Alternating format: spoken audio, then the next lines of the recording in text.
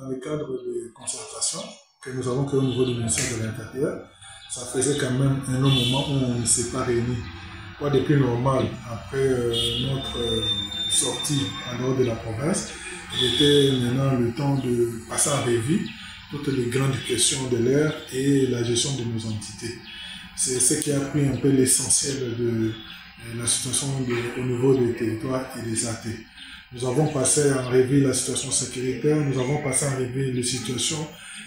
sensibles de chaque territoire et il y a eu certaines recommandations. Parmi les recommandations, nous avons lancé un message pour demander à l'ensemble des AT d'être aux aguets, de faire les rapports comme normal et de faire confiance au chef de l'État, d'accompagner son excellence monsieur le gouverneur de province et le chef de l'État Félix Antoine Tshisekedi Tshilombo dans la lutte pour grouper hors d'État de notre territoire, surtout à l'est de la République démocratique du Congo, les agresseurs, les envahisseurs, qui n'est autre que les Rwandais avec ce supplétif du M23. Nous restons attachés à l'idéologie et à l'orientation du pouvoir central pour que nos entités soient viables et à tout moment répondre à l'appel de la patrie. En bref, c'est là les quelques mots que nous avons eu à échanger, à part des questions administratives liées à la gestion des entités. Et ici, nous avons passé aussi à revue la gestion de certains AT qui sont en train de faire l'intérim, des AT titulaires qui ont été suspendus à la suite des dossiers disciplinaires ouverts à leur rencontre. En bref, c'est quelques points et nous avons conclu par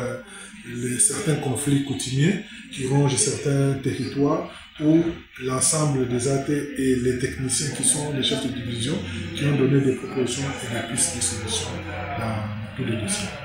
Le grand message, c'est le message que le vice-premier ministre de la Défense avait lancé lors de son passage dans notre province, que nous devons rester attachés à l'idéologie, à la patrie et accompagner la vision du chef de l'État, surtout la République démocratique du Congo. Ici, je m'appelle à l'ensemble de la jeunesse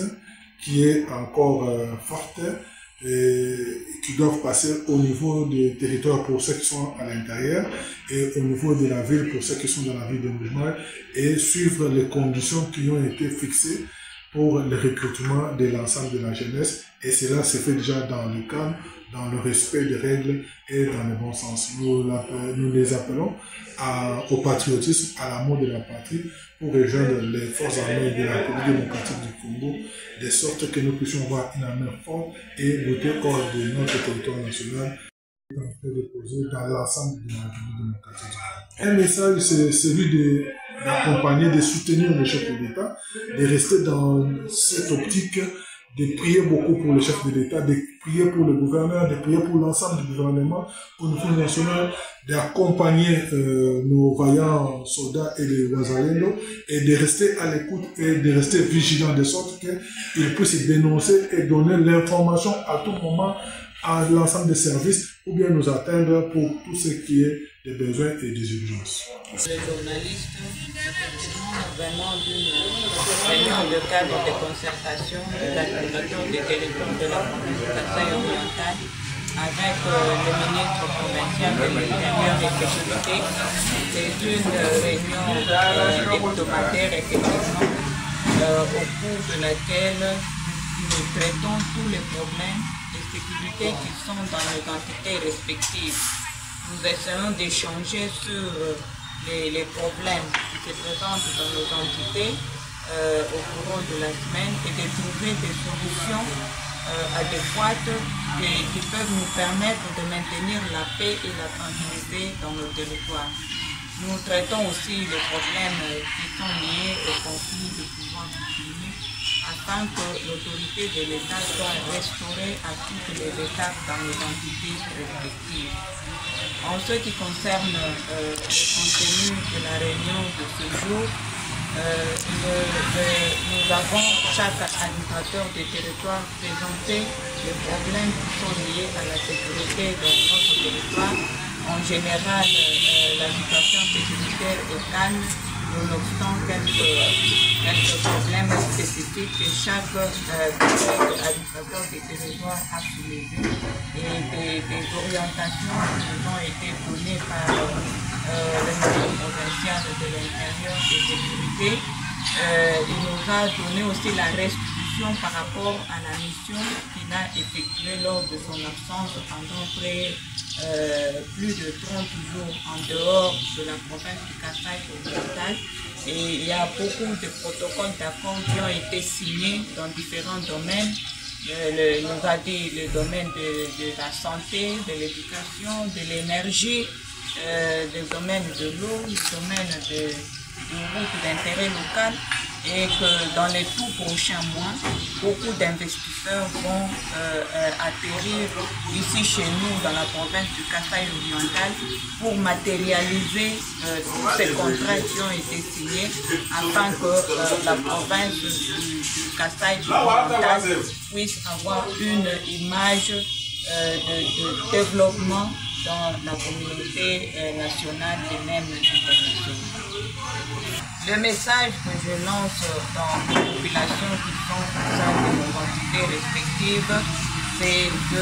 vivre dans un esprit de paix, de calme et de tranquillité. C'est vrai que le pays est agressé à l'est de la République démocratique du Congo, mais nous avons un chef de l'État, vraiment Félix Antoine Tshisekedi Tshilombo, un chef de l'État courageux, plein de dynamisme, qui est déterminé à arrêter cette guerre et à récupérer l'intégrité territoriale de notre patrie. Nous avons vraiment confiance en lui et nous demandons à toutes les populations que nous dirigeons dans nos territoires respectifs de se ranger derrière le chef de l'État et demandons aussi aux jeunes à adhérer massivement dans l'armée pour pouvoir lutter contre la main de l'agresseur dans notre pays. Le ministre de l'Intérieur nous a demandé de respecter certains critères pour l'adhésion à l'armée, notamment tenir compte de l'âge. Les jeunes qui doivent adhérer à l'armée doivent avoir au moins 18 ans. Et nous sommes déterminés à sensibiliser, à répondre le message que le ministre nous a donné, à sensibiliser pour que les jeunes capables puissent adhérer massivement à l'armée afin de défendre l'intégrité de notre pays pour que nous puissions retrouver la paix et développer nos communautés locales.